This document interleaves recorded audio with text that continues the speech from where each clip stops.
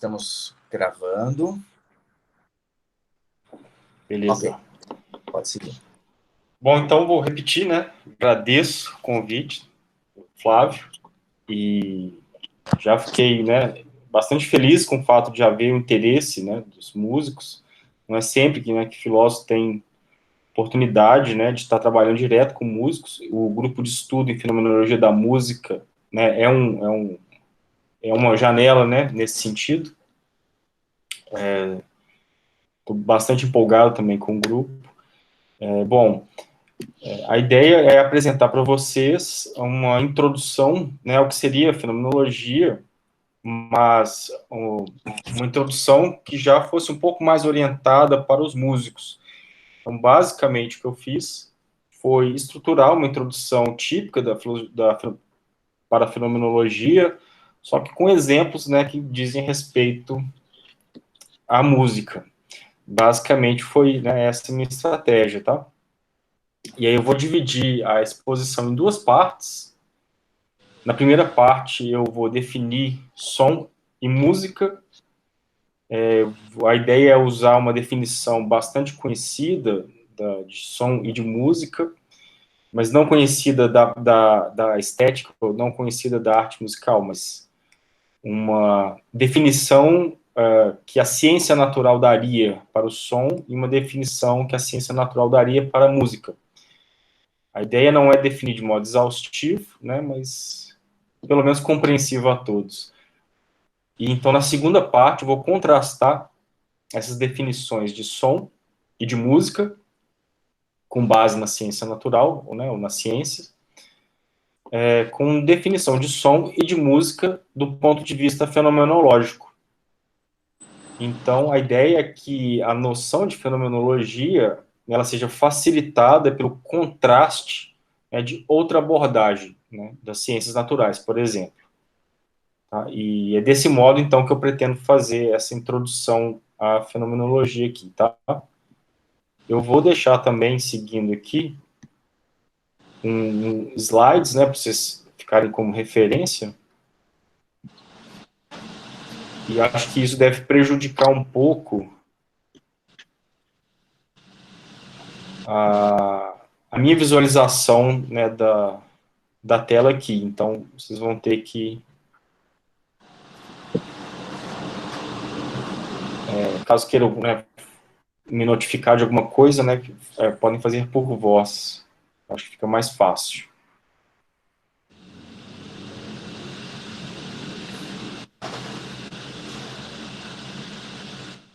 Aguardando agora a tela, o slide aparecer para vocês.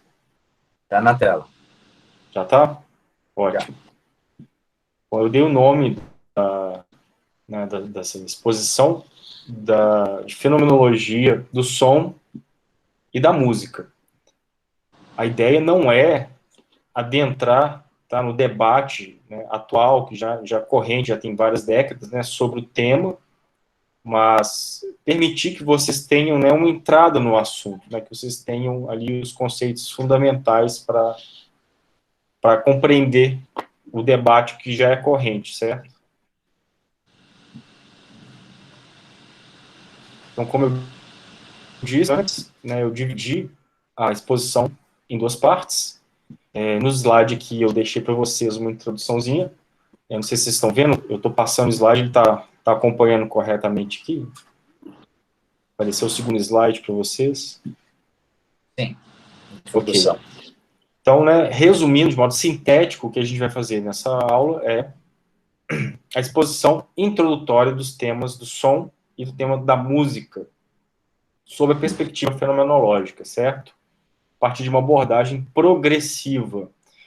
Então, qual que é a ideia? Começar a discutir o que é som e o que é música do ponto de vista da ciência natural, depois começar a discutir o que é som e o que é música do ponto de vista, né, da psicologia, para finalmente abordar o tema do som e da música do ponto de vista fenomenológico. Tá? Então é importante, né, que a gente consiga distinguir esses três, pelo menos esses três níveis da abordagem. Acho que esse seria o principal objetivo aqui para a aula, que a gente conseguisse diferenciar esses 3 níveis, tá? Para facilitar para vocês, eu organizei, né, em parte 1, parte 2, e em cada parte, né, eu dividi em 4 tópicos. Então, esse vai ser o roteiro da apresentação, tá? Então, na primeira parte, considerações sobre o som físico, né, como eu havia dito, vamos pensar na definição de som a partir da ciência natural, e depois o som a partir da psicologia, ou pelo menos da psicologia científica, como às vezes é conhecida.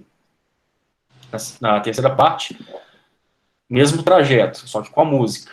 Né? Então vamos pensar o que é a música enquanto um evento físico, a partir da ciência natural, e depois partir para uma definição psicofísica da música. Na segunda parte, vou espelhar mais ou menos, né, os mesmos temas, não exatamente espelhar, né, eu vou fazer uma pequena alteração, que eu vou diferenciar o som da música. Então, na segunda parte, o primeiro tópico é do som, o som enquanto fenômeno psíquico, às vezes concebido como som sensível, tá? Então, aqui, ele está indicando um sinônimo, certo? Sensível ou psíquico, enquanto sinônimo. E depois a gente vai comparar com a música enquanto fenômeno psíquico. O termo, né, música sensível não é usual. Agora, o termo som sensível você vai encontrar também, né, em diversas obras. E por fim, a gente vai adentrar, né, no âmbito, né, que é o objetivo principal da exposição, que é a consideração fenomenológica. Então, trataremos do som, né, do ponto de vista fenomenológico, e trataremos da música do ponto de vista fenomenológico. Então, recapitulando aqui, vamos começar agora, né, na primeira parte, com as considerações sobre o som físico, ok? Bom,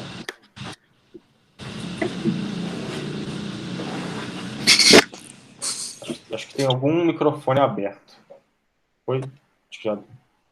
Ok. Bom, considerações sobre o som físico, tá? Então, o que eu estou chamando de som físico?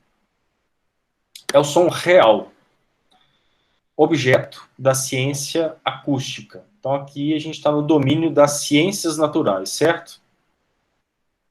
E como que as ciências naturais estudam o som? E o que significa som para as ciências naturais? Bom, justamente isso, algo real, né, ao qual a acústica estuda, né? Existe uma ciência específica para estudar o som. Agora, o que quais são os critérios que devem ser cumpridos para que algo seja considerado som para a acústica?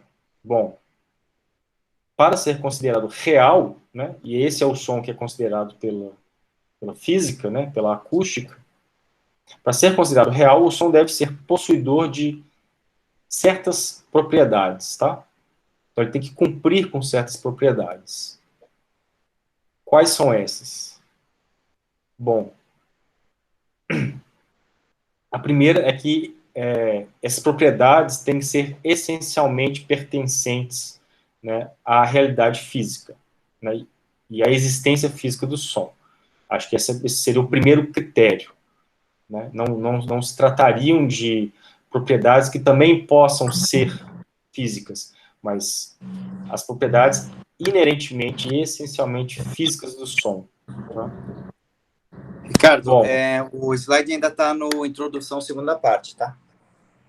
ok, eu posso deixar aqui, não. Obrigado.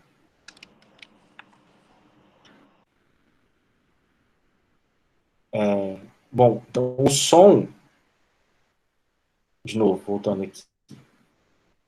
O som, enquanto, né, existência física, tem que ser capaz de resistir a toda exclusão da vivência de escuta sonora que nós temos. Ou seja, ele tem que ser capaz de existir independentemente de eu ou você estarmos escutando um som. Ele tem uma existência que é autônoma no mundo físico, tá? O som real deve ser comprovado como independente da escuta. Porque se ele não for independente da escuta, ele não possui existência real, certo? O som, enquanto evento físico, ele vai ocorrer em um certo contexto, independente da presença de qualquer ser humano. Então, um som ele pode ocorrer em Marte e um som pode ocorrer no meio do deserto, sem que ninguém esteja lá para presenciá-lo. Tá? Então, essa é uma propriedade do som físico e real. Pode parecer trivial, né, a gente levantar essas definições que a gente já aprende, né, desde o colégio, desde muito novo.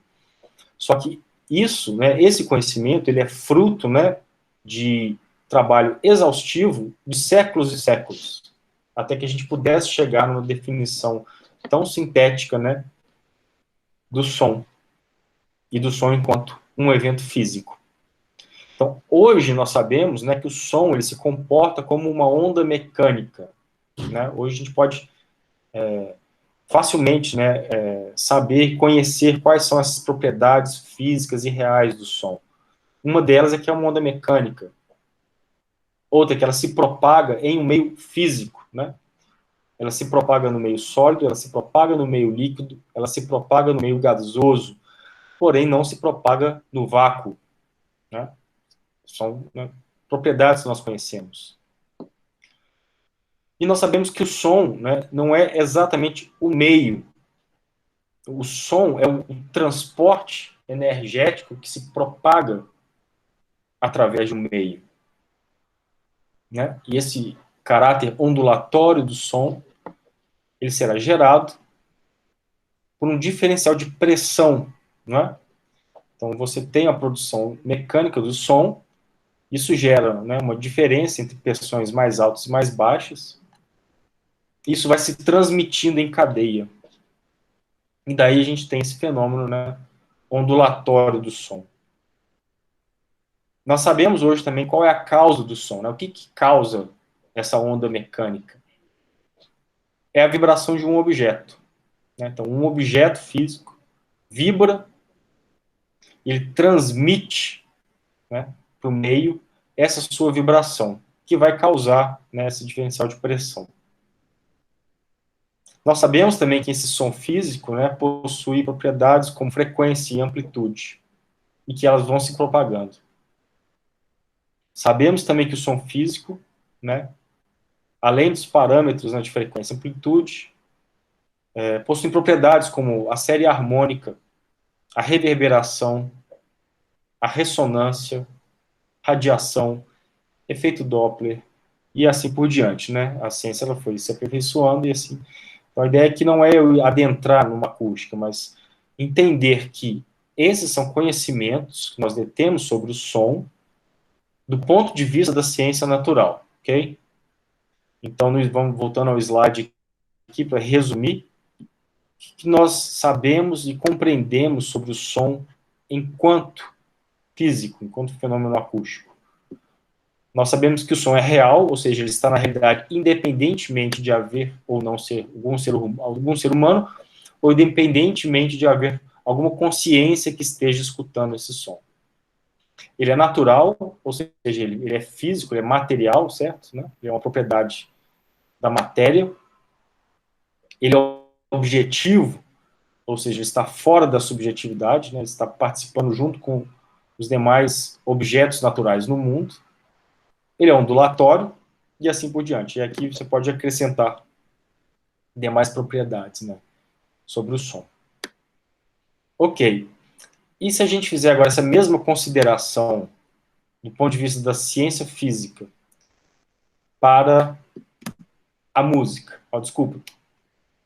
Mesmas considerações sobre o som do ponto de vista psicofísico.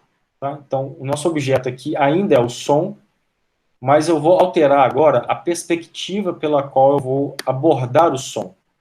não vou mais abordar o som do ponto de vista da ciência natural, eu vou abordá-la do ponto de vista da ciência psicofísica. Tá? Bom, qual que é o objeto da ciência psicoacústica? Né? Se a gente está falando de som e de psicofísica, a disciplina psicofísica que se dedica especificamente ao som é a psicoacústica. Bom, se a ciência natural, que estuda o som, está interessada no som enquanto coisa real, né? Aquele objeto real, objetivo, natural, qual que é o objeto de estudo? Qual que é o enfoque da ciência psicofísica? Bom, é a interação do som real, tá? E agora, só para simplificar, sempre quando eu disser som real, é o som interpretado pelo ponto de vista da ciência natural, ok? Então, a psicofísica vai estudar o som real, só que na sua interação com a fisiologia humana, mais especificamente da escuta humana. Tá? Então, esse é o interesse primário da psicoacústica. Então, é uma espécie, né, a psicoacústica é uma espécie de mistura entre a física, de um lado, a física acústica, com a psicologia, mas com a psicologia científica. Essa diferenciação entre psicologias, tá? Ela é bastante ampla. Eu vou só fazer referência a uma única divisão entre psicologia científica, como essa que eu estou tratando aqui, e uma outra que é a psicologia descritiva. Mais à frente a gente vai abordar ela e vai ficar mais claro por que manter essa diferença, tá? Aqui que a gente pode entender como psicologia científica é justamente a análise, né, do comportamento da audição humana em relação ao som real. Tá? Então, na psicoacústica, para você fazer a ciência psicoacústica, certo? Para você fazer uma pesquisa em psicoacústica, você tem que tomar as propriedades do som real como pressuposto, tá? Que esse som, né, ele tem que ter uma referência real e uma existência real para então ele entrar em contato com o nosso corpo fisiológico, né, com todos os órgãos, né, da audição, do ouvido interno. Então, a ciência psicoacústica ela deve considerar pelo menos dois domínios, mas dois domínios reais, tá? Um é o domínio da físico-acústico, o outro o domínio fisiológico. Mas, nos dois casos, nós estamos tratando, né, de objetos e fenômenos que são reais, estão presentes no mundo objetivo, né, são materiais. A diferença é que a nossa fisiologia vai apresentar, né, uma especificidade de leis, enquanto que o âmbito da física ele apresenta uma maior generalidade de leis. Então, é como se a fisiologia, né, ou seja, o nosso corpo humano, né, ele fosse um caso particular das leis gerais da física, não é? Então, a gente vai encontrar certos comportamentos, né, fisiológicos, bioquímicos, né, nos seres humanos que nós não encontraremos em outros fenômenos físicos, tá? Mas aqui não está em questão dizer que um domínio contradiz o outro, muito pelo contrário. A ideia é que, ao estudar a fisiologia humana, você vai compreender como certas leis físicas gerais se comportam no caso específico de seres vivos, por exemplo. Tá? Então, são duas disciplinas, né, que são dois domínios que são diferentes, mas que eles são vistos como complementares. Tá?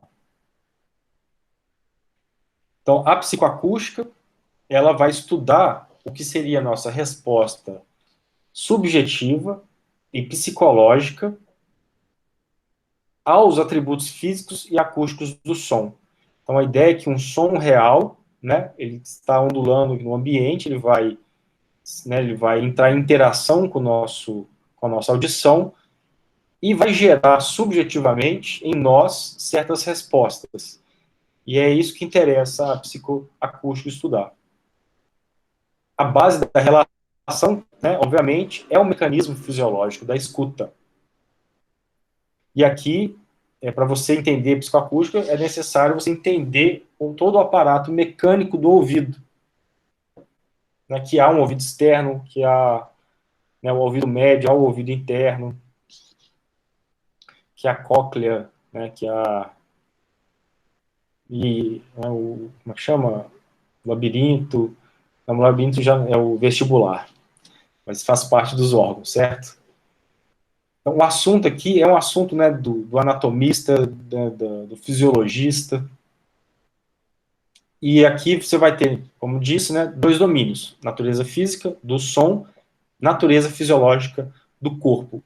Como é que essa natureza física do som entra em contato com a natureza fisiológica do corpo e como que o corpo responde a esse contato. Esse é o âmbito, tá? Bom, o fenômeno real do som, né, a gente entende como sendo um fenômeno físico, não é isso? Quando eu digo som real, nós tendemos a dizer, tá, isso é um fenômeno de tipo físico, do mundo físico, ok. Agora, e sobre a resposta psicoacústica que eu tenho ao som? Que âmbito é esse? Esse é o novo âmbito inaugurado pela psicoacústica. A gente não vai mais, nós não vamos nos referir a esse âmbito como o da física. Não se trata somente do mundo físico, mas é um mundo físico particularizado nos seres vivos. A gente vai chamar, por exemplo, de mundo psíquico. Então, a psicoacústica, quando estuda essa resposta do organismo ao som mecânico, a gente vai dizer que a psicoacústica vai relatar fenômenos do mundo psíquico e não mais somente fenômenos do mundo físico. Tá? Bom, vimos brevemente, então, qual é e como se comporta a natureza do som, na primeira parte. E agora, né, nessa segunda parte, estudando a psicofísica, nós temos que adicionar qual é e como se comporta a natureza do órgão da audição. E como que um ser vivo, né, responde a essa interação com o som real. O que a fisiologia nos informa sobre o que é o órgão auditivo, né, é que ele é um órgão composto por, né, bem simplificadamente, tímpano, cóclea, nervo coclear. A gente sabe que, né, que o nervo coclear ele vai conduzir a estimulação de maneira elétrica, né, até um centro cerebral, centro auditivo cerebral, que, pelo que é mapeado pela neurociência, né, parece ser a parte do cérebro que mais é dedicada ao processamento do som. Eu já tive a oportunidade de ver palestras de neurocientistas que estudam especificamente a percepção do som e percepção musical, e eles sempre me informam que é muito clara, sabe, essa resposta cerebral ao estímulo físico. Existem regiões do cérebro que parecem mais dedicadas a processar esses dados, tá? Bom, então o que a gente pode concluir com a psicoacústica? A psicoacústica, então, vai ser o primeiro âmbito após o âmbito físico, o primeiro âmbito a lidar com o fenômeno da escuta do som. Então, aqui a palavra som, ela já sofre uma alteração semântica, né, bastante drástica, e a gente tem que já atentar para essa diferenciação. Porque se eu falo som do ponto de vista físico, e somente do ponto de vista físico, eu estou me remetendo àquilo que acontece no ambiente, que é um fenômeno ondulatório, que independe de qualquer consciência humana. Agora, na psicoacústica, eu não posso deixar de considerar a escuta do som, o modo como eu vou, né, o organismo humano vai responder ao som real. E aqui veio o fenômeno que mais chamou a atenção dos pesquisadores, eles, sobretudo no século XIX, talvez tenha sido o epicentro dessa descoberta, é que a escuta do som não se comporta de maneira perfeitamente análoga ao som real. Então, você tem certa parametrização que você faz do som real, que a acústica conseguiu fazer, e quando a gente, né, buscava ver quais eram as respostas, tanto da escuta como, às vezes, né, mais instintivas do organismo humano, a gente descobriu que não era possível equalizar perfeitamente o parâmetro do som real com os parâmetros do som escutados, ouvidos. Então, ou não era perfeitamente correspondente, ou, né, ou guardava alguma analogia, mas alterado, não correspondia, né, no mesmo grau, né, de variedade, ou no mesmo grau de determinação do som real. Bom, o exemplo mais óbvio, né, dessa diferença entre som escutado e som real, nós encontramos, por exemplo, no fato do som real ser uma frequência, não é? Sob certa amplitude. Não é? Agora, frequência e amplitude são parâmetros espaciais. Podem ser mensurados quantitativamente. Agora, até adentrar no nosso ouvido interno, né, o que está prevalecendo ali é o quê? São justamente essas mesmas propriedades do som real, frequência e amplitude. Agora, quando no ouvido interno, né, ele vai passar pelos nervos auditivos, essa informação ela é alterada, ela é transformada, né? Ela, em primeiro lugar, ela é convertida num estímulo nervoso. E depois ela é processada no cérebro. E só depois, né, de todo esse caminho é que nós temos a consciência de estar percebendo um som. E esse som que nós percebemos, né, não guarda a mesma informação do som real. Posso fazer um parênteses aqui, Ricardo? Claro. Verdade, bem, muito breve isso. Eu estou começando a mexer agora com software aqui, assim, por motivos meramente de curiosidade, que é o Prat, não sei se você conhece, né? O Prat, ele faz um mapeamento de qualquer evento sonoro, né? E ele te dá um log, né? Ele te dá uma listagem, né, de tudo que acontece dentro daquela frequência, quanto que tem de quinta, quanto que tem de oitava, quanto que tem de, né, dos parciais, né, e ele mostra ali uma nuvem, né, desses eventos sonoros que é muito interessante, que efetivamente muito do que a gente capta dessa nuvem, o nosso, esse processamento, né, de consciência, ele já derruba muita informação, porque o que a gente efetivamente ouve com muito mais clareza é um som fundamental, né? E o seu timbre, né? A sua capa de timbre.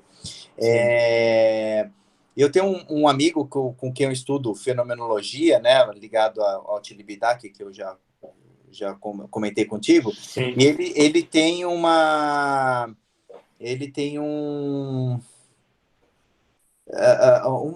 problema auditivo, né, que ele já foi, enfim, né, em otorrino, tal, fez exames, e ele perdeu a capacidade de ouvir uma determinada faixa de frequência.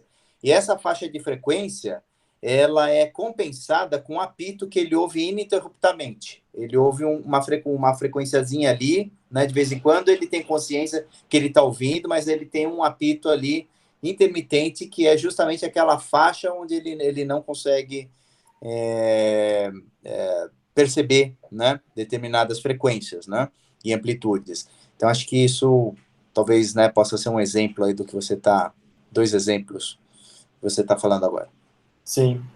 E, inclusive, é engraçado você comentar isso, eu já tinha ouvido falar de que os zumbidos, né, que a gente escuta, esses que são constantes, né, e geralmente que eles eram justamente as frequências que a gente tinha deixado de ouvir, mas eu achava que era uma lenda urbana, assim, não sabia que de fato, né, não tinha um caso onde isso tivesse acontecido.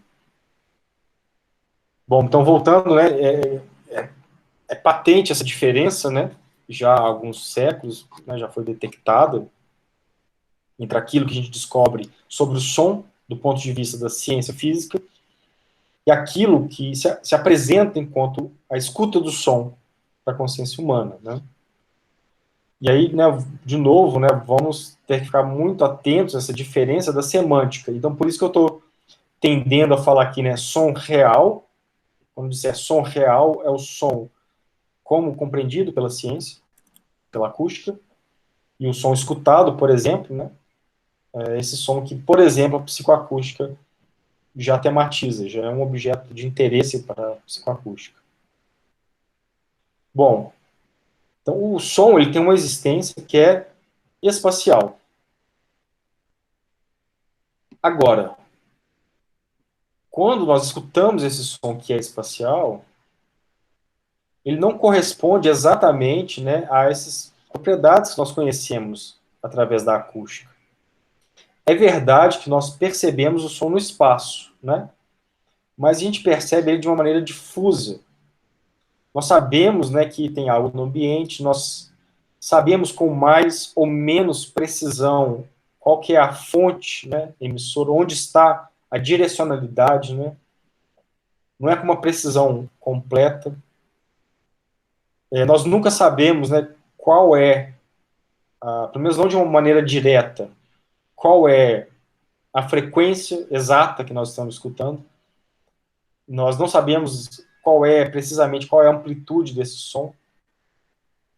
Nós temos, né, conhecimento, né, é muito mais fácil você ter um conhecimento intervalar, né, do que uma frequência precisa.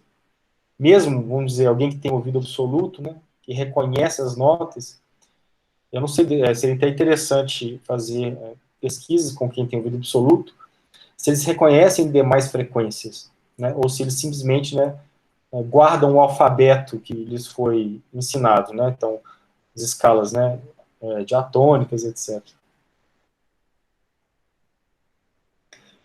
Ao invés, né, da gente ter, né, uma informação computacional de quantidades de frequência e de amplitude, o que a gente tem são, né, percepção das intensidades. Nós percebemos, né, as alturas, mas de uma maneira não estritamente definida, nós percebemos elas comparativamente. Nós temos a percepção do global do timbre, né, mas nada como as diferentes frequências do ponto de vista quantitativo. Ou seja, o que nós temos é uma percepção de aspectos qualitativos. Então, a escuta do som, do ponto de vista da psicoacústica, ela nos traz a noção da existência de um som real, mas não nos informa como é esse som na realidade. Certo? A psicoacústica está interessada em conhecer nossas respostas subjetivas e fisiológicas com o som. E o que a nossa escuta, né, o som enquanto escutado, mostra para a gente são coisas como intensidade, alturas, direcionalidade, né, essa percepção do timbre, né, quanto uma qualidade geral, mas ela não está nos informando, né, quantitativamente quais são os parciais que nós estamos escutando ou não. Né? Grande parte do que compõe a escuta, a gente sequer tem consciência. Né? Mas adentra, né? Se você subtrai, por exemplo, um parcial, você percebe uma alteração no timbre. Mas isso não quer dizer que antes disso você estivesse consciente daquele parcial, enquanto uma frequência específica. Então, por isso que eu estou dizendo, né? A escuta humana, né? A escuta do som, não o som real, a escuta do som, ela nos informa a existência de um som real no ambiente. Isso é inegável, não é? Mas o modo como isso é feito não é, né, numa proporção 1 para 1 com a informação que nós temos do som real. Então, um exemplo. Amplitude.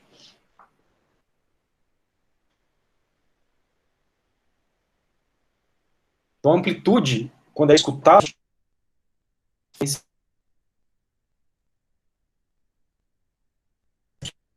lá está escrito volume.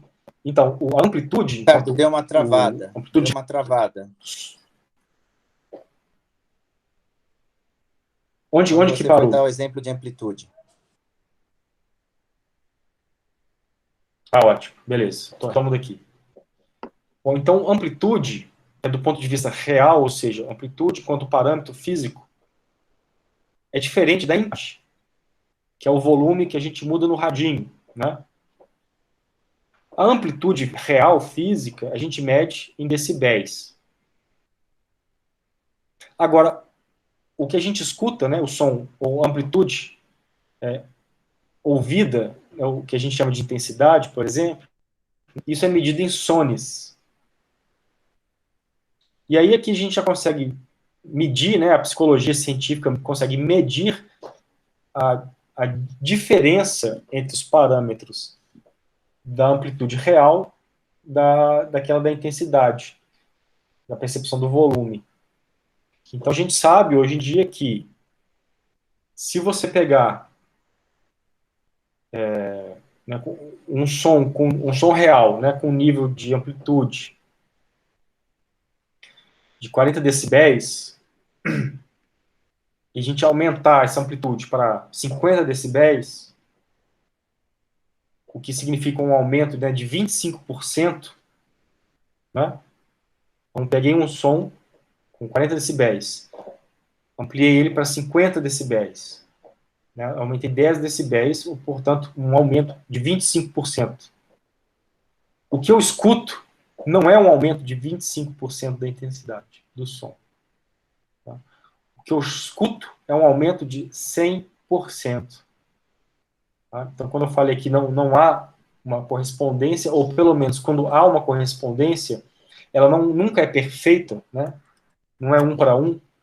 O som físico se comporta de certa maneira, mas o som escutado, o som psicoacústico, né, ele tem suas regras próprias. Né? Então, é uma física ainda assim, né? Uma bioquímica, e às vezes é uma mecânica, biomecânica mesmo, que possui sua particularização. E a psicofísica quer encontrar justamente essa particularização. E a questão da amplitude é um desses exemplos, né? Que a mudança física, né, real da amplitude equivale, né, a outra dinâmica de variação da intensidade no ouvido humano. Outro fenômeno muito conhecido, né, é da fundamental ausente, né? Vocês devem conhecer. Virtual pitch, que ocorre quando, né, você tem um som complexo com alguns parciais ali, mas sem uma fundamental. O que acontece? Nós automaticamente escutamos a fundamental, mesmo que ela não exista enquanto som real. Tá? Então é um efeito psicológico, né? Um preenchimento psicológico do som fundamental, quando, né, expostos a certos fundamentais. Nós escutamos... Novamente um exemplo interessante desse mesmo amigo meu, Theo, ele é engenheiro, né? E ele disse que ele estava na Siemens da Alemanha e eles estavam mostrando ali uma tecnologia de fones de ouvido, né? Que é muito utilizado hoje em iPhone e tal, né? Que é você reproduzir uma frequência grave sem ter a vibração Sim. grave, né? E daí ele perguntou lá para o engenheiro, não, mas como é que vocês jogam essa sensação no ouvinte? Ele falou, é muito simples, a gente cancela duas frequências agudas e esse cancelamento faz com que o ouvinte tenha a impressão de que está ouvindo uma frequência grave. São duas frequências agudas que são jogadas uma contra a outra. Aí a gente escuta o batimento. Quer dizer, a gente nem escuta o batimento, mas a gente vai escutar, né, os parciais, né, dessa fundamental, e essa fundamental será preenchida pela audição. É genial, né, as soluções que eles conseguiram para os fones.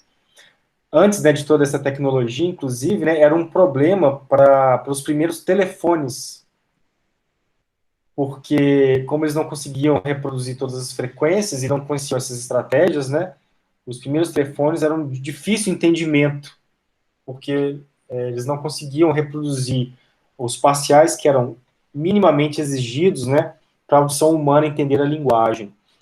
Então, esse caminho, né, desses recursos para você reproduzir o som eletroeletronicamente, né, eles acabaram, né, se amparando nesse que é um fenômeno psicoacústico, né, da fundamental ausente. É engraçado que chama fundamental ausente, mas o verdadeiro fenômeno é do preenchimento sonoro, mas um preenchimento de um som que é virtual. Por que esse som é virtual? Porque ele não é real. Ele, né, o som real é aquele que você consegue medir com aparelhos que depende da escuta.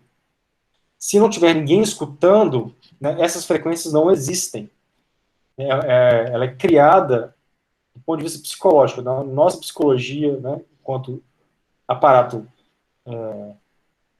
psíquico e físico, né, psicoacústico, é ele que cria essa imagem sonora para nós.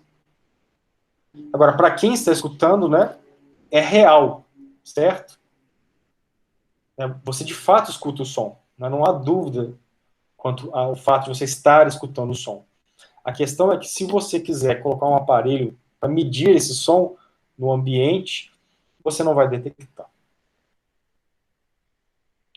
Outros fenômenos, né, ainda, né, não tão sofisticados, né, descobertas não tão sofisticadas, né, também respaldam essa existência do som enquanto som ouvido, né, escutado, não o som real, que é a memória, né?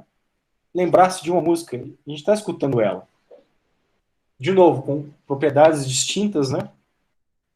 A imaginação também é capaz, né, de criar sons, em alguns casos até, né, sons que não foram escutados antes, né, pela combinação dos que foram escutados antes. Em todos esses casos, né, de novo, se você colocar um medidor, você não vai captar nada. Né, é um fenômeno puramente psicológico.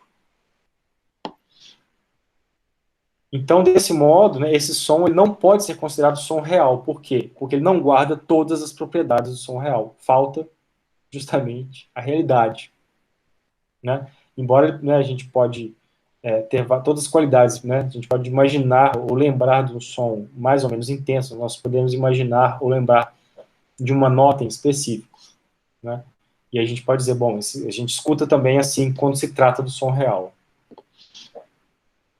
Ok. Então, resumindo ali no slide, a consideração psicofísica, ela leva em conta, né, o som real, mas ela leva em conta também o som audível, que ela quer compreender a relação e a interação entre som real e som audível. O som real, então, ele é natural, objetivo e ondulatório. Eu coloquei aqui, né, esse colchete porque no slide anterior eu tinha falado que uma das propriedades do som enquanto físico é ser real, natural, etc. Mas como eu quero firmar aqui, né, o som sob a perspectiva física, então eu apelidei ele já de som real. Tá? Agora o som audível. Coloquei real aqui, mas devia ter esquecido de colocar o asterisco. Por quê? Porque ele é real para quem escuta. Tá? É importante mostrar essa diferença aqui. Quem escuta, tá? No som ambiente, todos os sons, escuta também a fundamental ausente. E ele escuta enquanto e conjuntamente com os demais sons. Tá? Então pode pôr um asterisco aqui para colocar esse real, ele está entre aspas, ok? Ele é fisiológico, ou seja, não é um som que é gerado no meio natural. Ele é gerado pela fisiologia humana. Ele é subjetivo, ou seja, ele só pode ser percebido na consciência. Embora a consciência possa percebê-lo enquanto pertencente ao ambiente, tá? Enquanto que o som real não. Ele independe da consciência. Mesmo sem consciência, ele vai estar acontecendo ali no mundo natural. E ele é qualitativo. né? Nós percebemos qualidades, nós não percebemos as suas propriedades quantitativas. Tá? Isso não impede da gente quantificar, tá? Mas eu estou aqui me referindo ao modo como a característica auditiva é escutado. Tanto que a gente tem um limite, né, de 26 a 20, 13 a 20 mil, né, hertz, né, Sim.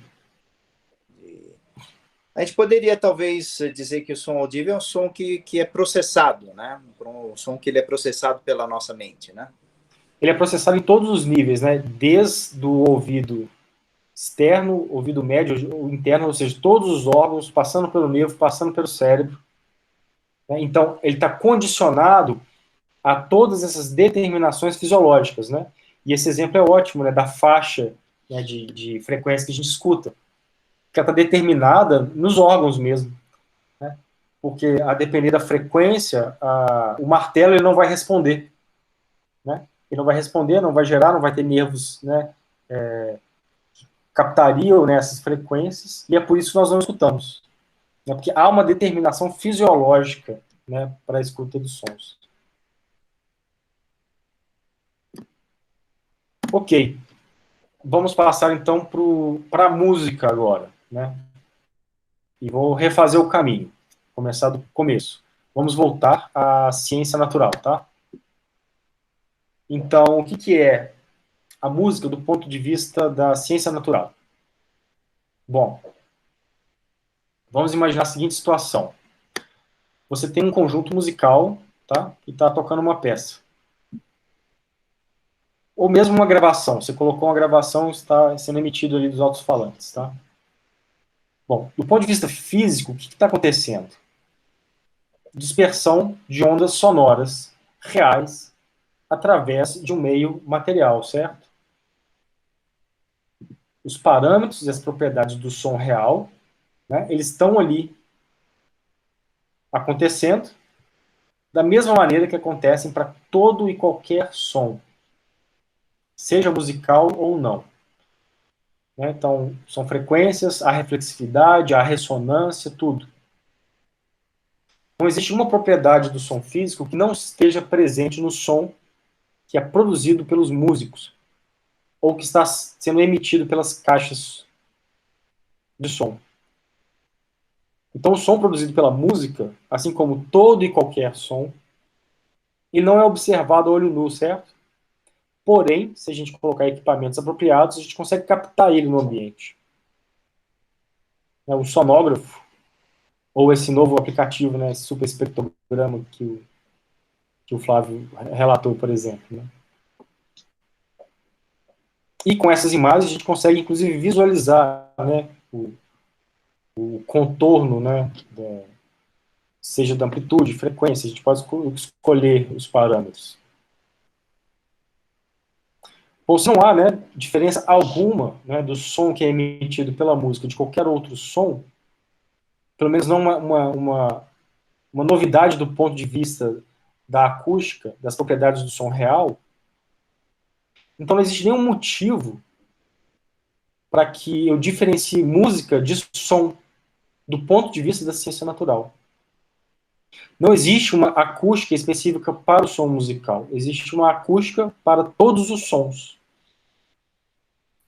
Inclusive, não faz sentido para a ciência acústica você chamar um som de som musical, não é? O que há são frequências, amplitudes, e aí né, todos os parâmetros e propriedades do som. Tá? Então, o que é interessante aqui, puxar o slide, é que a música, do ponto de vista físico, é som. Segue-se, então, né, o que a gente já tinha comentado antes. O que é o som, do ponto de vista físico, do ponto de vista da ciência física? Bom, o som é real, natural, objetivo, ondulatório. Então, é impossível eu falar algo sobre a música do ponto de vista da acústica, certo? Eu vou falar sobre o som. Então, a ciência acústica, ela não parece trazer uma contribuição para a música enquanto é escutada enquanto música. Certo? Agora, se a gente passa para a consideração psicoacústica, né, da música, aí já aparece aqui outras informações. Então, considerando a música enquanto evento psicofísico agora, tá? Bom, a psicofísica leva em consideração o som físico, né? A gente sabe disso. Mas ela leva em consideração também a percepção do som, certo? Então, música, né, pode sim se tornar um fenômeno interessante para a psicofísica, porque ela já inclui a escuta do som. Bom,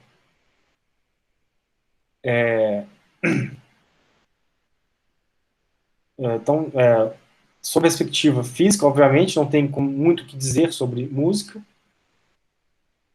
mas se a gente fala da psicofísica do som, também não está claro o quanto que ela pode vir a contribuir para a música. Tá? Geralmente, né, o que a gente tem que fazer é buscar na música, né, quando ela está utilizando-se de propriedades psicoacústicas do som. Então, um exemplo clássico, né, desde Helmholtz até antes, talvez acho que Euler já trabalhou com esses conceitos, são os conceitos de consonância e dissonância. Então, consonância e dissonância são fenômenos psicoacústicos, né, pertencentes ao domínio da psicofísica. Agora, consonância e dissonância também são muito utilizados pela música, certo? Então, embora a psicoacústica lide com propriedades do som, é verdade que o uso criativo que a música faz do som também utiliza-se de recursos da psicoacústica. Né? Posso fazer um parêntese meio bobo? Manda ver. Eu não sei, eu já li tanto sobre esse assunto, eu não sei se é do Wisnik que eu vi essa informação, mas enfim, em algum lugar eu vi que as frequências, né, a regularidade de frequências, né, aquilo que a gente percebe como pulsação, enfim, né, essa regularidade, né, de vibrações, ela possui uma ressonância corporal, né? Porque nós temos um coração batendo, nós caminhamos, respiramos, nós temos ritmos internos, né? Vibrações também. Por exemplo, essa sensação que nós temos de um intervalo de segunda menor, né? Que é aquela coisa que chega a doer no corpo, né? Isso tem a ver de alguma forma com a percepção de uma doença, de algo que no seu corpo não está vibrando da forma que ela deveria, né, com a regularidade que ela deveria estar vibrando. Então, por isso que nós temos essa sensação de sons consonantes como aquela coisa que a gente anseia pela cura, né? A gente anseia pela resolução, né? Por isso a ideia de tensão e relaxamento, né? Que é um dos pilares, né? Que acho que você vai, em algum momento... Eu vou entrar justamente nisso agora. Tá bom.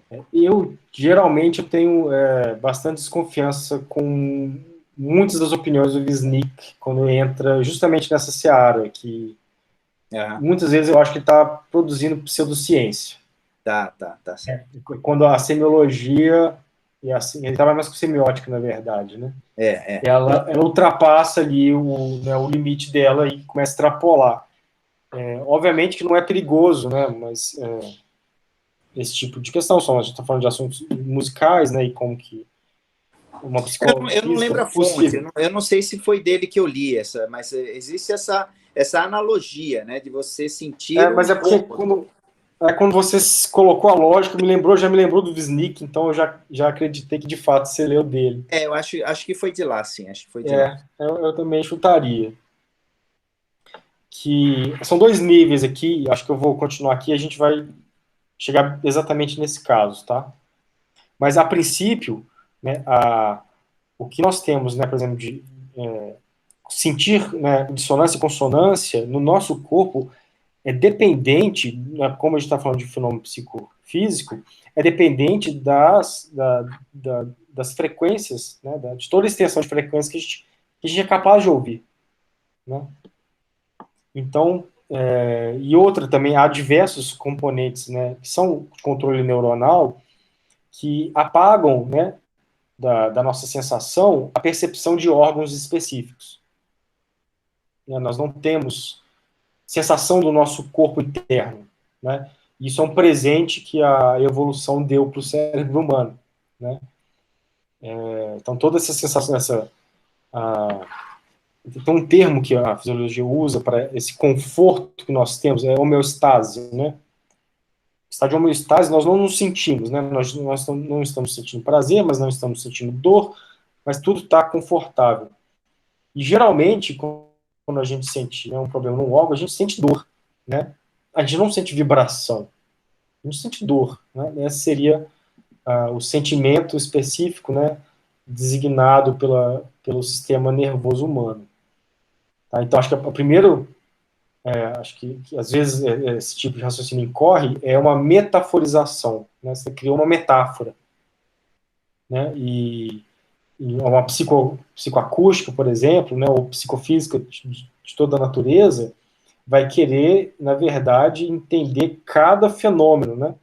Como nós escutamos, como nós sentimos um órgão, quando é o caso, porque existem órgãos que não têm terminações nervosas, né, ou não suficientes, nem para a gente determinar a localização direito, né? Ou, por exemplo, quem sofre de pedra nos rins, né, ele tem todo um aprendizado para detectar, porque às vezes ele pode achar que é dor nas costas, né? Às vezes pode achar que é um problema na bexiga. Então, existe toda, né, uma fenomenologia da dor que ela não pode ser excluída de um debate, né, que vai tentar comparar, né, audição, né, e estados de saúde.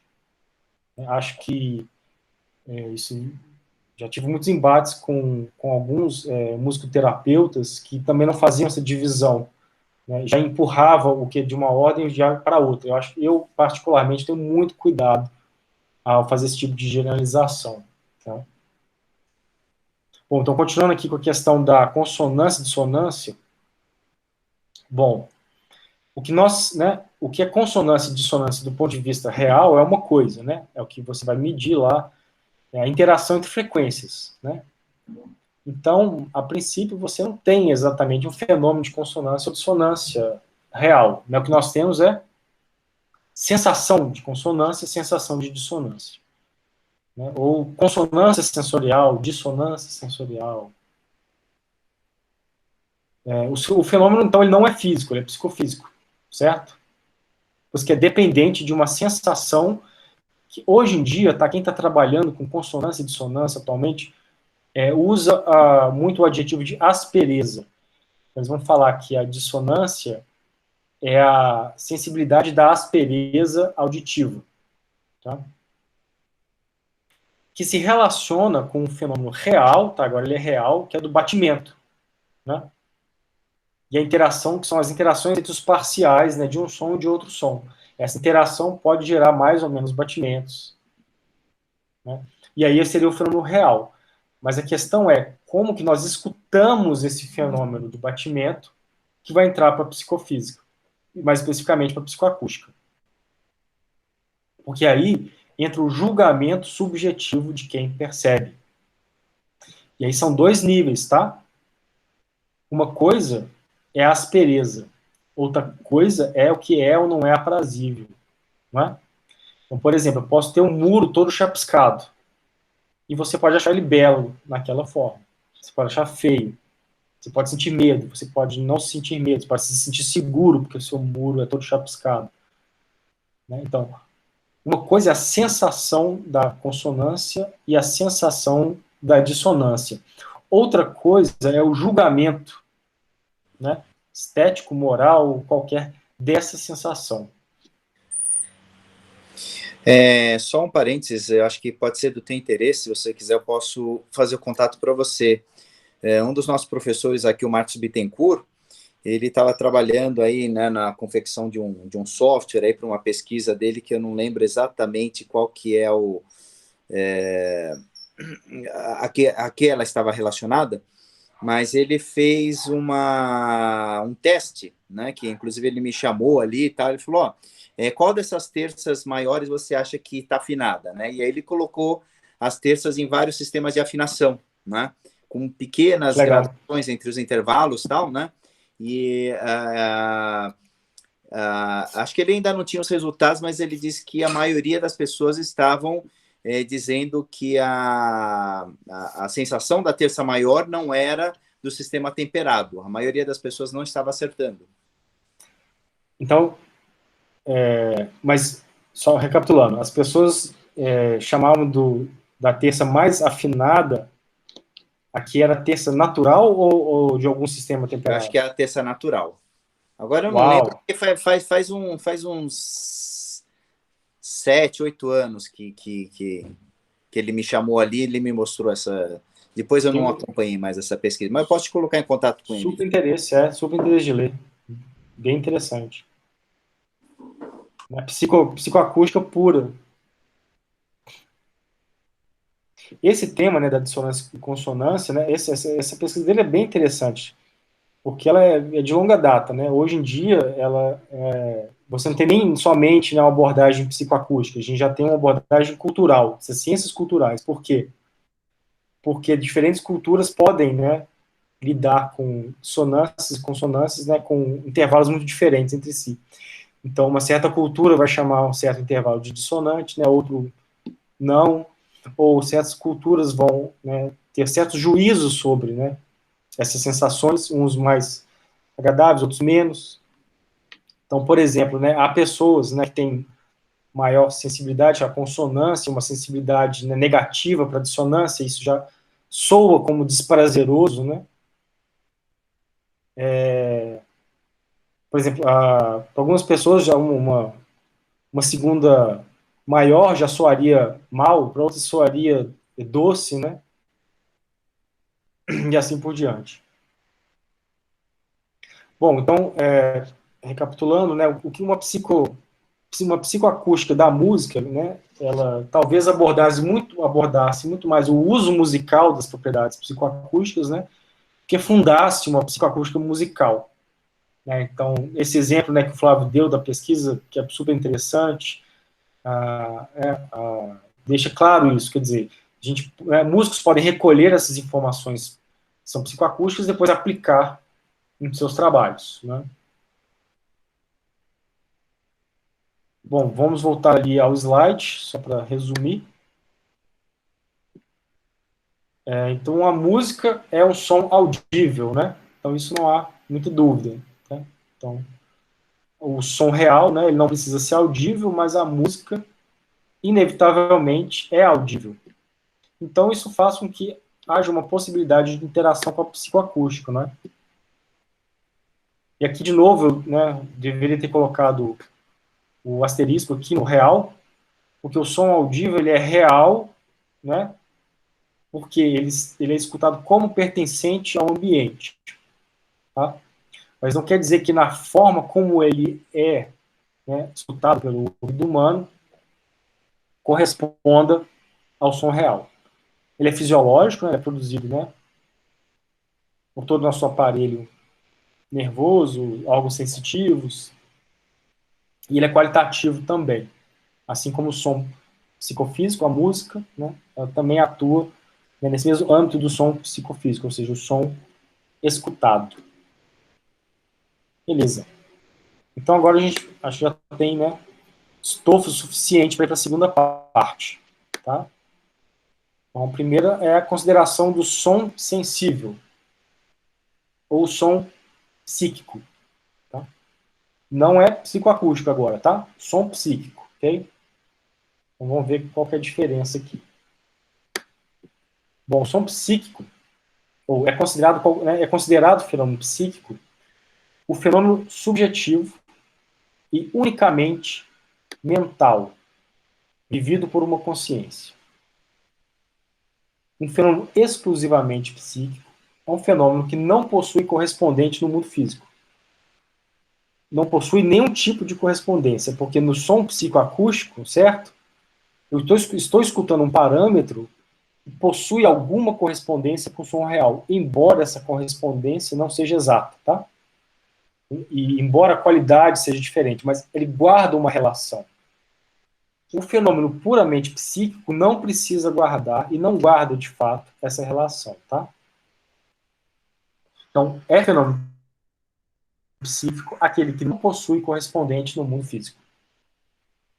Um exemplo simples de fenômeno unicamente psíquico são sentimentos, né? Então, não existe uma máquina para detectar sentimentos, né? Você não vai aproximar uma máquina perto do vulcão para ver se algum sentimento está saindo dali. Você não vai na Lua, etc. Né? São sensações que existem somente na consciência humana. E não existe nenhuma parte do mundo físico, né?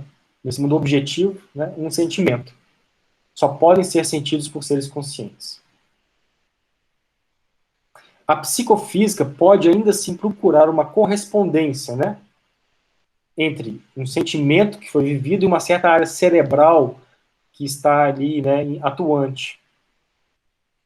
Mas isso não interessa para a psicologia descritiva. E agora eu mostro para vocês qual que é essa diferença entre a psicologia científica e a psicologia descritiva.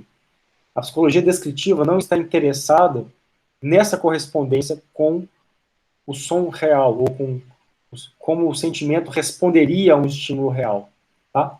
Está interessada em conhecer como que aparece, né, como fenômeno puramente psíquico aparece, sua consistência puramente mental.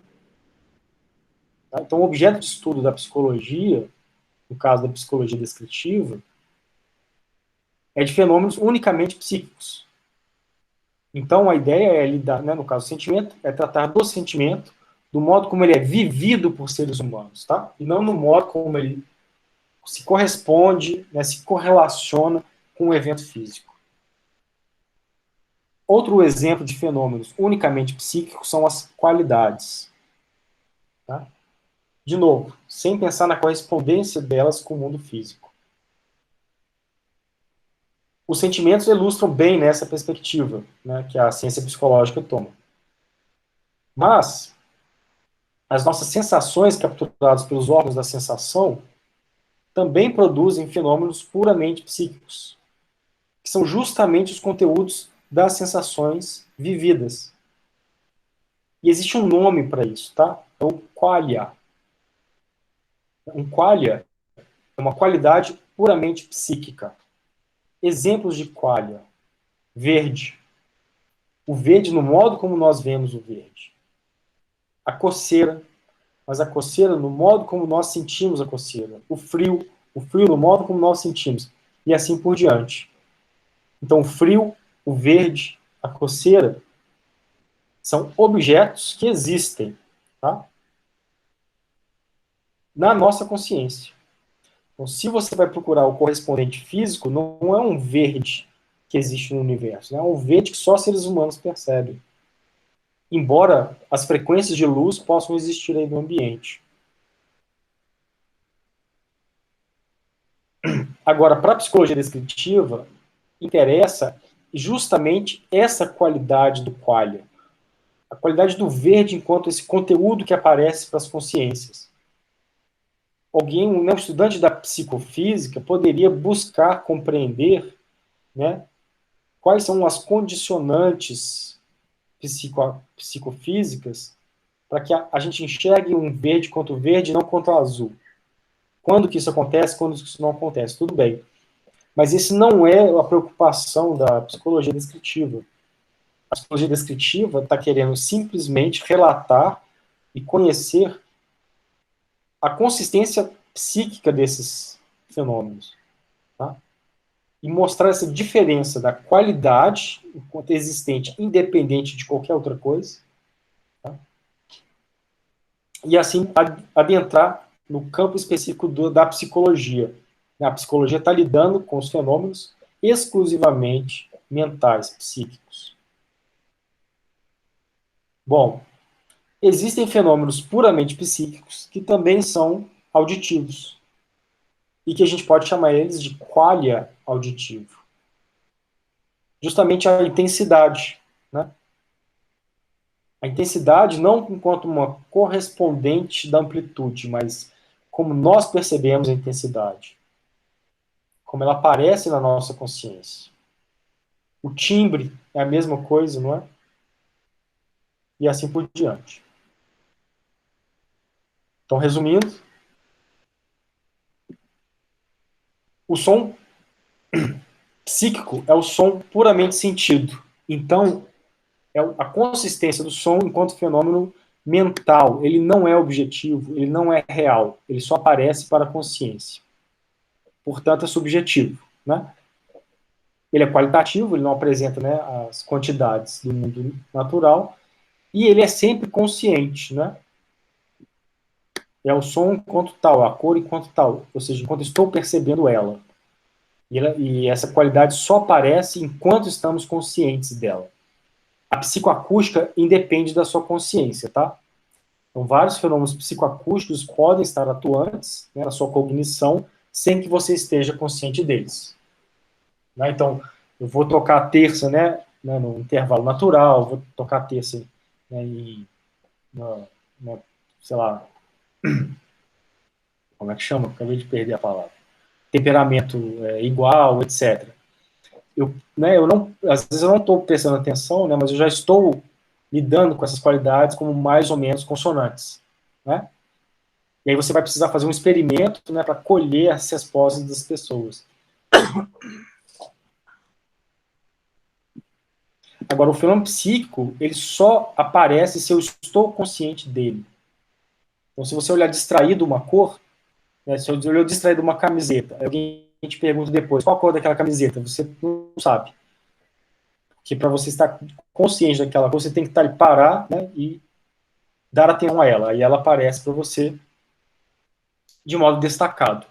Né? Somente a sua consciência pode lhe prover esse conteúdo. Bom, como é que ficaria a música, então, do ponto de vista puramente psíquico? Bom, se fenômeno psíquico é aquele que somos conscientes, né, isolado de outras existências psicoacústicas, né, naturais, né, então ele isolado em sua pura existência mental, sem correspondência com o mundo físico, então podemos nos perguntar se existiriam fenômenos psíquicos implicados na música. Tá?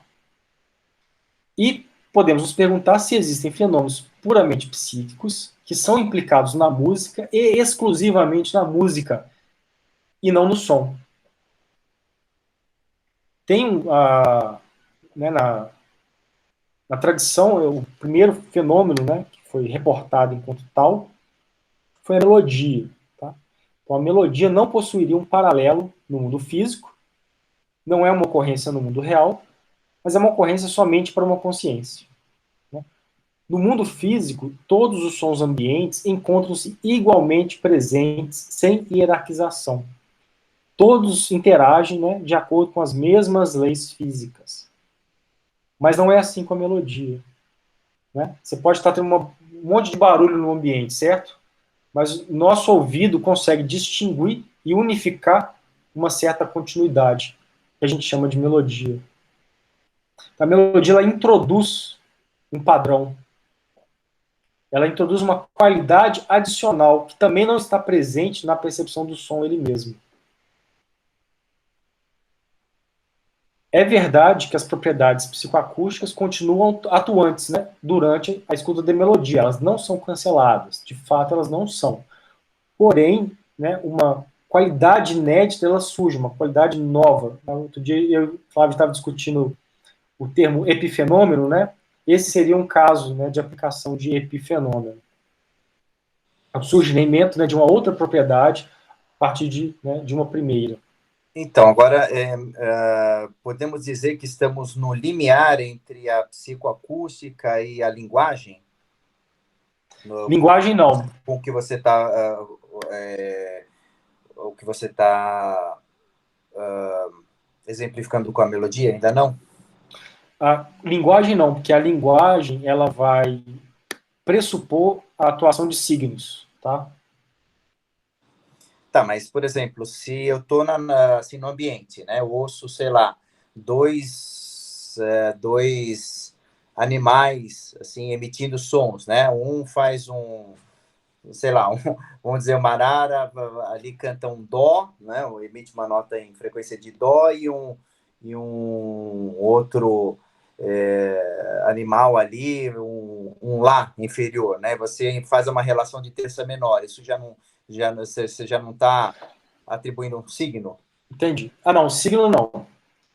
Signo, do ponto de vista da linguagem, né, da língua, não. Porque ela tem que significar Mas algo. a sua mente tá criando uma conexão, que era Isso, aleatória. exatamente. Esse é o âmbito, né, do fenômeno psíquico, especificamente musical. Então você tem dois sons, né? Ainda não é linguagem, então. Mas na verdade nunca vai ser linguagem por esse trajeto que a gente está correndo, nunca vai ser linguagem, porque eu estou centrando na música, né? Uhum. Então, para a gente chegar até a linguagem, a gente teria que passar da psicologia do som, né, para a psicologia da língua. Tá bom. Se eu faço a passagem para a música, eu estou dizendo que eu estou ligando sons enquanto sons, né? E eles se ligam e a gente escuta enquanto um contínuo melódico. Agora, no caso da linguagem, esse som, né, que ele detém as propriedades psicoacústicas, ele vai ter que ser ligado, mas não no modo melódico. Ele vai ter que ser ligado no modo signitivo, né? Aí funciona como qualquer código, né? Você tem, né, assim, uma letra C, né, você sabe que ela compõe, né, o código, etc. Então, os sons, eles podem ser compostos, né, de maneira linguística. O Pierre Schaeffer fez uma abordagem intencional interessante sobre isso. Mas aqui o que a gente tem é uma diferenciação dos fenômenos psíquicos, tá? O fenômeno psíquico que vai perceber o som e vai coligar a uma linguagem, né, que é um código que você já domina, né, porque se você não conhece a língua também, né, os sons eles soam, né, como parecendo linguagem, né, mas acaba virando uma cacofonia para quem está escutando, né, então você precisa reter o código antes para que o som funcione, né, seja decodificado e funcione como linguagem. Agora, no caso da melodia, é um outro tipo de decodificação, quer dizer, não é nem codificação, né? É uma relação estabelecida dentro da qualidade do som. Você não precisa ter um código definido, você não precisa ter um dicionário, né, para perceber som. E aí tem vários experimentos da neurociência que confirmam a espontaneidade da percepção melódica humana. Crianças já fariam isso espontaneamente, né? Sem treinamento, né?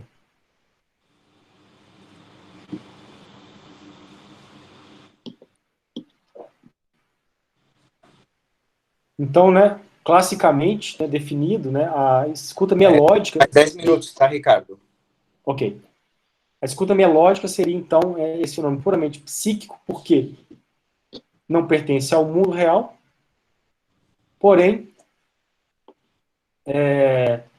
não se confunde também com a escuta do som, né? Ele cria uma espécie de contorno, uma relação contínua com o som. Então, ele é puramente psíquico, sem se confundir com o som. E, por último lugar, a consideração fenomenológica do som e depois da música. Sobre a questão da linguagem, eu ia adentrar justamente aqui, tá? Na consideração fenomenológica do som. E aqui a gente já pode pensar em intencionalidade, né? Diversas intencionalidades, como da linguagem, né? Entre outras. Bom, a consideração fenomenológica como um todo, ela está sempre preocupada com os conteúdos ideais, tá? Então isso aqui é importante a gente ter em mente. A fenomenologia está interessada nos fenômenos ideais, ou seja, nem naturais, nem psicofísicos, nem psicológicos, certo? Ideais. O que são esses fenômenos, conteúdos ideais? São aqueles que demonstram ser uma lei geral de toda a consciência. O modo como a própria consciência funciona. Tá? Então, a fenomenologia, e especificamente uma fenomenologia do som, não está interessada em explicar leis físicas do som, nem leis fisiológicas do nosso órgão da audição, não pretende, né, inventariar conteúdos psicológicos. A fenomenologia do som está preocupada em desvendar quais as leis da mente que são puramente ideais e que regulam a nossa percepção e o nosso conhecimento do som. Tá? E quais, né, o que a gente sabe? O que a fenomenologia diz sobre o som? Diz que nossa consciência é capaz de compreender o som como coisa física, exatamente como a ciência faz, não é? Real. Mas nós também podemos conceber o som enquanto coisa psicológica. Não é justamente o que a gente viu? Então, o que a fenomenologia faz é compreender como que a nossa consciência permite que o som seja interpretado de várias maneiras diferentes, como, por exemplo, pelo ponto de vista da ciência natural, ou pelo ponto de vista da psicoacústica, ou pelo ponto de vista da psicologia, né? Ou pelo ponto de vista da ciência da cultura, história, a gente pode também dizer. Então, a gente pode conceber o som enquanto um dado que circula no nosso sistema nervoso, o som como coisa existente no mundo físico, né, no ambiente, como um dado puramente psicológico, né?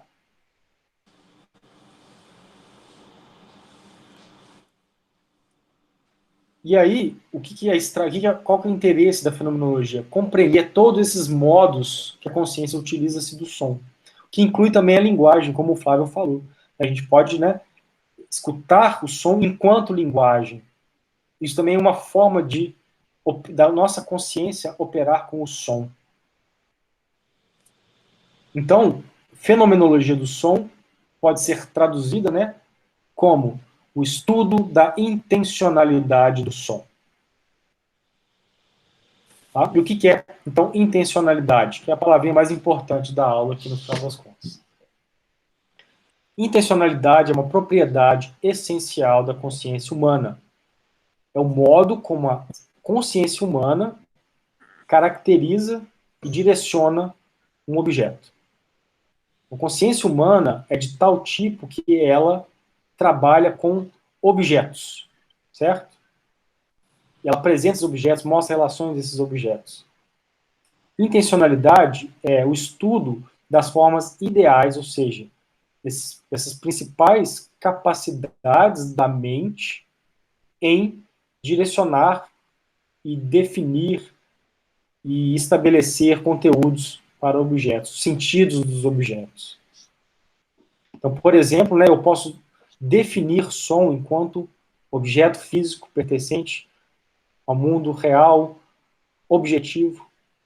Então, a minha consciência tem a capacidade, né, de criar este modo de sentido do objeto enquanto som real.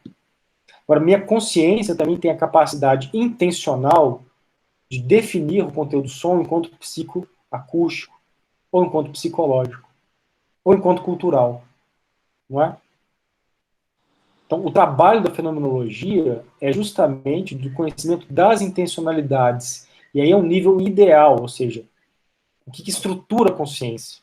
Tá? E não o produto da consciência, mas quais são as ferramentas, principais ferramentas da consciência para o conhecimento, né, de diversas categorias, modos de conhecimento e assim por diante.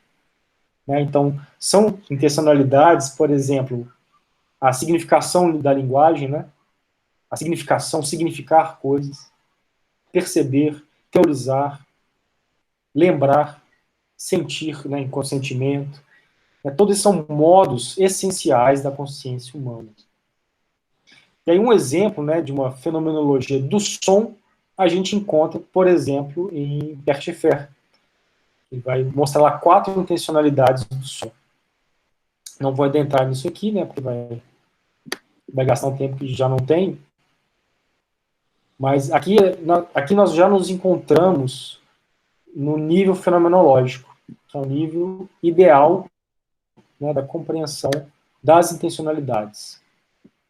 E por último, né, a consideração fenomenológica da música. Então, a consideração fenomenológica da música vai se ocupar com, como já sabemos, com as intencionalidades, quantas houverem, que vão determinar que nós estejamos direcionados a um fenômeno enquanto fenômeno musical, ou objeto musical, como o próprio Schaeffer definia. Então, fenomenologia é uma filosofia da mente ocupada somente com conteúdos ideais que não se confundem nem com o nível físico, nem fisiológico, nem psicológico dos fenômenos, mas com a base de toda a consciência humana, de todo o funcionamento da consciência humana, que inclusive permite a criação de todas essas ciências, né? Da física, da fisiologia, da psicologia. Então, o tema da fenomenologia da música, enquanto, né, estudo das intencionalidades que vão determinar o fenômeno enquanto musical, conta com uma pequena e enxuta tradição, né? Com Roman Ingarden, Alfred Schutz, Pierre Schaeffer e poucos outros. E todos tentam resolver o mesmo problema, tá? Que é se a música é ou não um processo intencional, e se sim, quais processos intencionais, né, estão participantes ali nessa escuta musical. A questão está em aberto, tá? Nosso grupo de estudo, inclusive, né, uma das metas dele é avançar com a questão dessa análise dos componentes intencionais da música. Bom,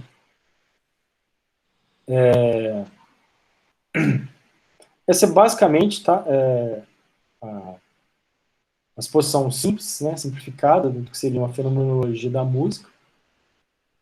E esse percurso que a gente fez, né, é justamente o percurso que Edmund Husserl, que é o criador da fenomenologia, criou para os próprios fenomenólogos, né?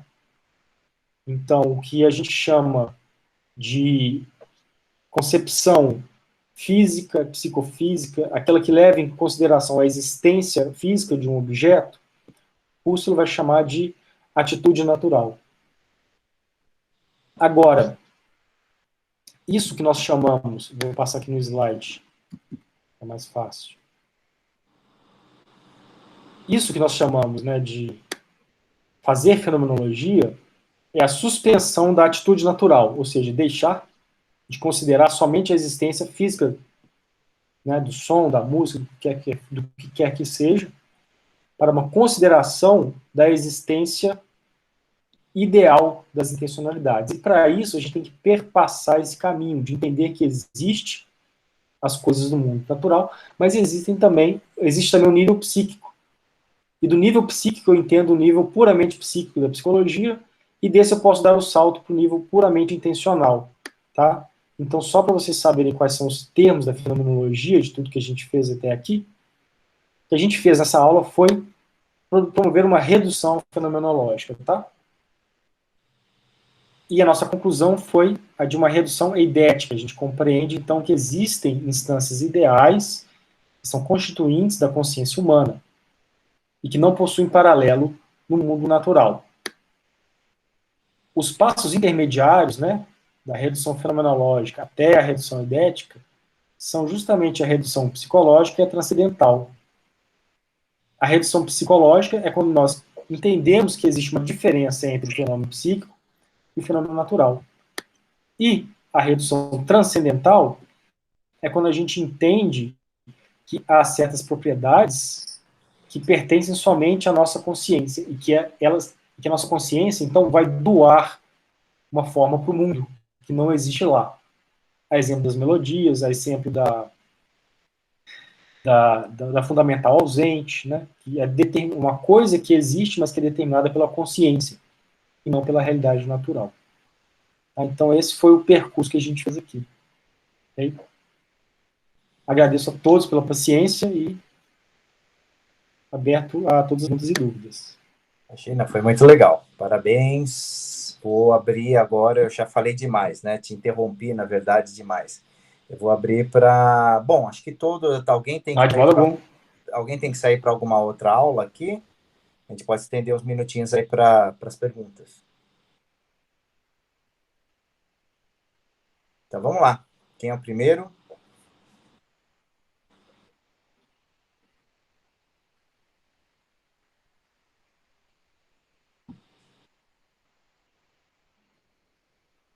Kenny, você foi quase o responsável aqui pela temática de hoje. Você não tem nenhuma pergunta? Rapaz, eu tô pensando aqui, eu não sei o que perguntar não, eu gostei bastante. Ok. Preciso digerir um pouco, pensar em formular questões. Agradeço você ter chamado o companheiro Ricardo para trazer essa exposição para a gente, foi bem legal. Mas eu não me vem à mente agora o que eu poderia perguntar, não. Eu vou dar uma pensada. Tranquilo. Beleza, e também, não, né, se quiserem, não precisa se ater ao conteúdo da exposição, né, quaisquer questões, né, sobre fenomenologia, né, ou a relação da filosofia com a música também, ou quem já tem algum conteúdo, né, a gente conhece alguma coisa de fenomenologia, né, não precisa se ater também ao conteúdo da exposição.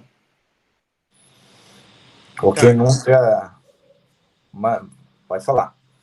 Boa tarde. Agradeço a exposição, foi muito legal. E eu tenho uma dúvida primária, assim, que me incomoda. Eu estava tentando ler um pouco de Heidegger, aí parei que meu orientador é muito bravo e ia brigar comigo, né, que eu estava fugindo do tema. Aliás, um off-topic rápido, mas estava conversando com um amigo de longa data, esses dias atrás, ele falou, não, seu orientador é amigo do meu, né? E aí eu ouvi você falando, o Flávio falando que você é de Ouro Preto, eu mandei para ele, né? Então o Demetrios é meu amigo aqui de Campo Grande. Ah, você é amigo do Demetrios? Sim, ele me falou de você, legal. Legal, ele falou, meu orientador, eu falei, imaginei. Mas eu tenho uma dúvida dessa questão do ser, cara. Eu não consigo digerir esse ser, principalmente o Dasein do Heidegger, né? O ser aí. Ah. E como esse ser se encaixaria nessa fenomenologia, assim, de uma forma... Eu sei que é mais complexo que isso, mas de uma forma que eu fique mais tranquilo para entender isso. Tá. Primeiro a gente tem que entender que há um pequeno abismo, tá, entre fenomenologia husserliana e heideggeriana. Então, se você sentiu algum desconforto, né, na comparação, né, ou se percebeu alguma coisa, né, que não bate bem, acho que a primeira coisa que eu diria é que você está no caminho certo, porque elas guardam grandes diferenças, tá? De certo modo, no Ser e Tempo, o Heidegger está querendo, né, fazer fenomenologia, só que de outro lado ele está fazendo uma antropologia. Só que segundo ele é uma antropologia filosófica. Tá? Então o termo ser, em Heidegger, ele vai querer se desontologizar, que é bastante contraditório, né? Porque nós usamos o termo ser justamente para definir a essência, né, ontológica, né, de uma coisa. E o Heidegger ali está querendo mostrar que aquilo que define, né, o ser humano é algo guarda algo de contingencial, e que essa contingência deverá fazer parte, né, da definição de sua essência. Então, não é ser no sentido puramente ideal, né? Ele usa o da para falar que é, né, o ser aí, o ser acolá, no sentido de ser um ser que já está aí, lançado no mundo. Mas mesmo tá, em Ser e Tempo, a gente encontra esse procedimento do Heidegger, de mesmo para esse ser, né, que vive uma contingência, que é mortal, ele está, sim, sob certos pressupostos ideais, que aí seria justamente, né, essas intencionalidades essenciais de uma consciência humana. Só que ele faz isso, né, do ponto de vista antropológico, né, aí quando vai falar do cuidado. Então tem várias determinações do ser, né, humano, mas que ele não gosta que a gente diga ser humano, que diga Dasein, né, que não são prerrogativas formais, né. O conceito de verdade em Heidegger também, ele tem mais ou menos esse procedimento, ele começa também buscando aquilo que seria o conteúdo ideal, né, fundamental da consciência, é o nível transcendental, Só que ele sempre vai misturar com o âmbito da cultura. E isso torna o trabalho dele não estritamente fenomenológico, se pensado do ponto de vista de Husserl, tá? Então, geralmente eu não coloco os dois, eu nem coloco os dois na mesma cesta, porque justamente para não gerar essas confusões. Então, é possível sim a gente encontrar o procedimento heideggeriano em várias passagens, sobretudo, né, da redução transcendental, mas o modo como ele vai interpretar o transcendental já não é o mesmo que em Husserl, tá? Ele já não vai ser um conteúdo ideal descontextualizado, ele quer tentar criar uma espécie de transcendental contextualizado. Isso tem várias implicações filosóficas, tá? Alguns autores passam isso, né, desapercebido e vão dizer simplesmente que Heidegger é uma continuação, né, um novo passo dado pela fenomenologia de Husserl. Mas geralmente eu não interpreto dessa maneira. Eu acho que Heidegger tem certos fundamentos que são próprios do Heidegger, né, que não possuem paralelo com o Husserl mesmo, embora vários outros possuam. Então, né, a questão do ser em Heidegger, o que você pode pensar, é que é sempre ser humano. Ele não está interessado em fazer ontologia dos objetos, e nem uma ontologia dos objetos a partir de uma consciência puramente formal, como ele interpreta o que acontece em Husserl. Tá? Certo, obrigado. Mais alguém? Ricardo, parabéns pela exposição. Durante a sua fala, eu lembrei de um questionamento científico, um experimento mental que fala, por exemplo, que se uma árvore cai numa floresta e não tiver ninguém lá para ouvir, por exemplo, se tem som ou não, né? Eu lembro sobre isso um tempo atrás e que algumas revistas científicas afirmaram que sim, tem som. Não tem som, né? No caso, por exemplo, assim, o som para ele existir precisa de um ser consciente lá para ouvir esse som real. Se caso não tem uma pessoa lá, esse som, no caso, acaba não existindo? Perfeita colocação, Rony. Você pegou aqui o nervo, tá, do argumento fenomenológico e do nível da intencionalidade. Por quê?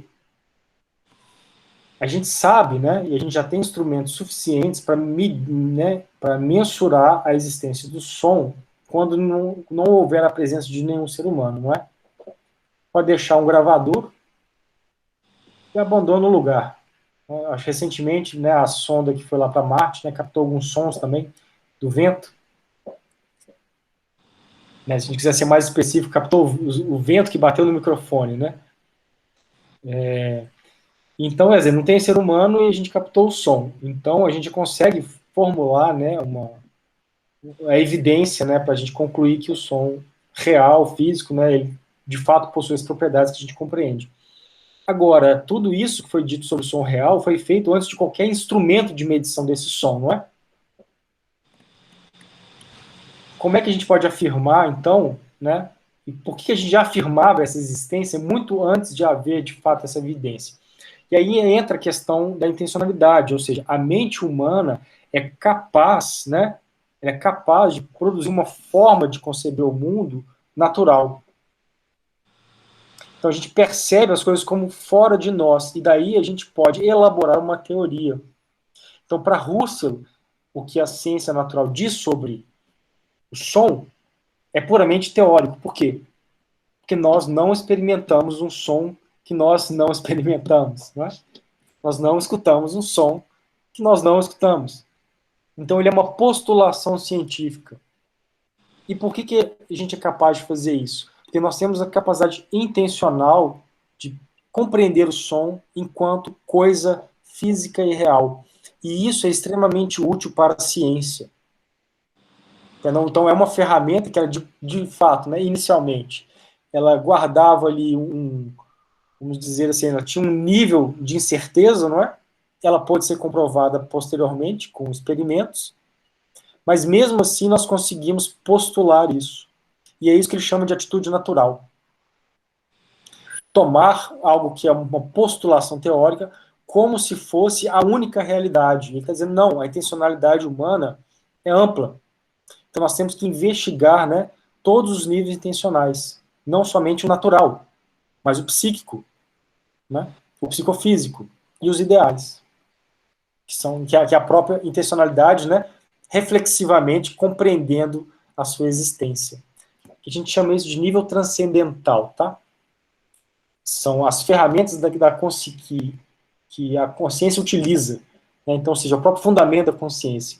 Se a gente consegue compreender esse nível, né, então a gente chegou no nível transcendental, ou seja, a consciência também possui regras fundamentais para que ela opere, né, gere pensamentos, gere teorias, gere percepções.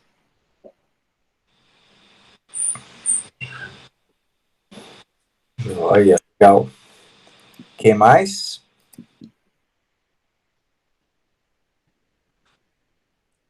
Reina silêncio em nossa sala.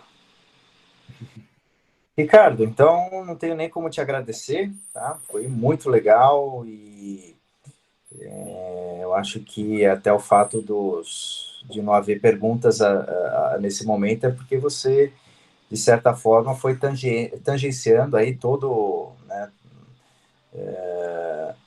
toda a formulação, né, em torno da fenomenologia, né, tanto no seu nível concreto, né, sonoro, né, quanto transcendental, né, ou seja, a própria fenomenologia do fenômeno musical, né, e acho que foi bastante esclarecedor, bastante informativo para todos nós, e queria, então, deixar os agradecimentos e estamos à disposição aí para qualquer possibilidades futuras. Eu que agradeço, Flávio, gostei demais de apresentar para vocês. Qualquer questão, quando ela surgir, né, e como ela surgir, eu também estou aberto, tá, a continuar a comunicação. E deixando aqui a prática mesmo, né, a fenomenologia, né, ela começa com essa prática de diferenciar esses níveis, né, natural, psicológico, ideal, certo? Ou transcendental. Tá? É uma prática mesmo, né? Começar a observar esses diferentes níveis da nossa prática para começar a fazer fenomenologia. Legal, muito bom. Super obrigado, então, e nos vemos semana que vem, todos nós aí da Masterclass, e Ricardo, em algumas semanas estaremos juntos aí nas nossas... Na outra semana nos encontramos. Né? Nos encontramos, todos estão convidados a participarem do grupo, ok? Os contatos podem ser centralizados comigo aqui, tá bom? Obrigado e uma boa tarde para todos vocês.